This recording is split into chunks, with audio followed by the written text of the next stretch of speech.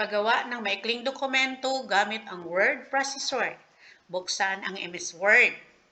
So nakabukas na yung MS Word natin. Pansinin na gaya ng spreadsheet application at graphic software, ang word processing application ay mayroon ding tools, ribbons at tabs. Ito yung mga tabs, ito yung mga ribbons, at ito yung mga tools.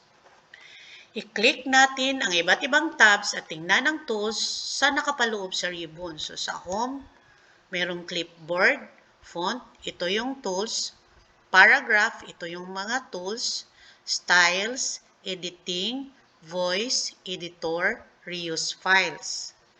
Sa insert naman, merong pages, ito yung mga tools, tables, illustrations, ito yung mga tools, reuse files, add-ins, media, comments, header and footer, ito yung tools, text, ito yung mga tools, symbols. Sa draw, ito yung drawing tools natin, convert, insert, replay. Sa design, meron tayong themes, document formatting, ito yung mga tools niya, at page background, ito yung mga tools. Sa layout, mayroon tayong page setup, ito yung mga tools niya. Paragraph, ito yung tools. Arrange, ito naman yung mga tools niya. References, meron tayong table of contents, ito yung tools. Footnotes, ito yung tools. Research, ito yung tools. Citations and bibliography, ito yung tools. Captions, ito yung tools. Index, table of authorities, insights.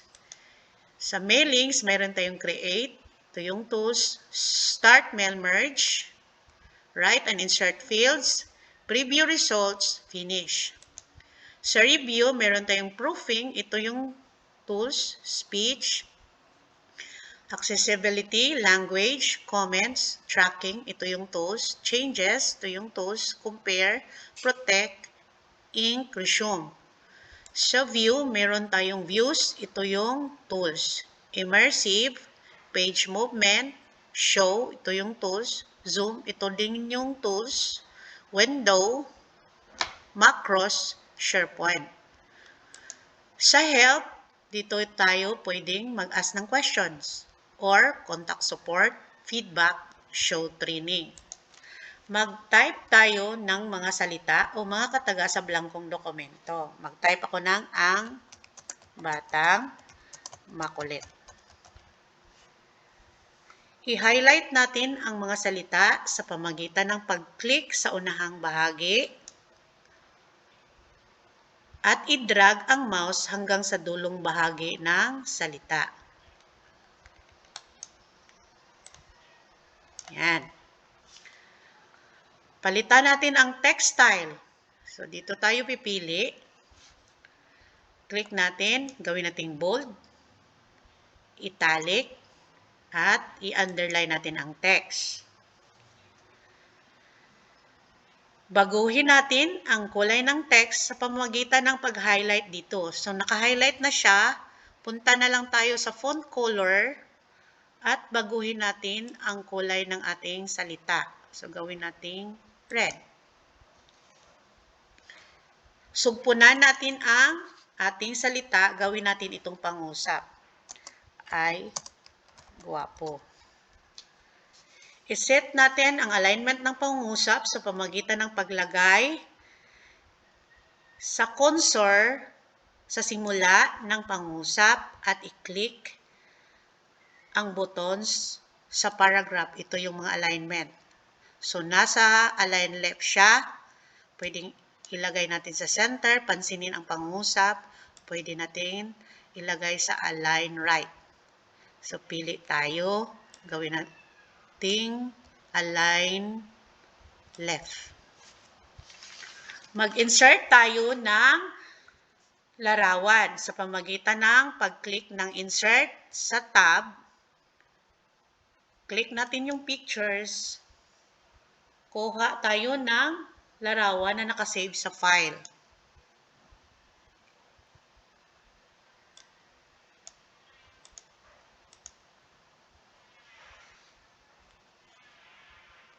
Pipili tayo ng angkop na format mula sa picture styles. Ito yung picture styles. Pwede nating piliin to. Ito. Ito. So, pili tayo. Ito pipiliin natin. I-click natin ang text wrapping tool at pumili tayo ng text wrapping style. Ito. So, pili tayo. Pansinin ang mga salita o pangungusap. So, pinili ko yung behind text. Pwede nating palitan ang picture border ng kulay green, yellow, or kaya red, violet, blue. So, piliin natin ang kulay green. Pwede din nating palitan ang picture effects. So, mayroon tayong maraming pagpipilian. Ang pinili ko ay 3D rotation. Pansinin ang ating larawan. Pili ako.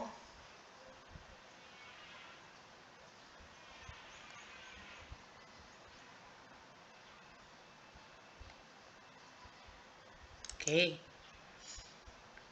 So, handa ka na bang gumawa ng dokumento sa word processing application gamit ang iyong kasanayan sa computer? Kung handa na, sige, tara na, gawa tayo.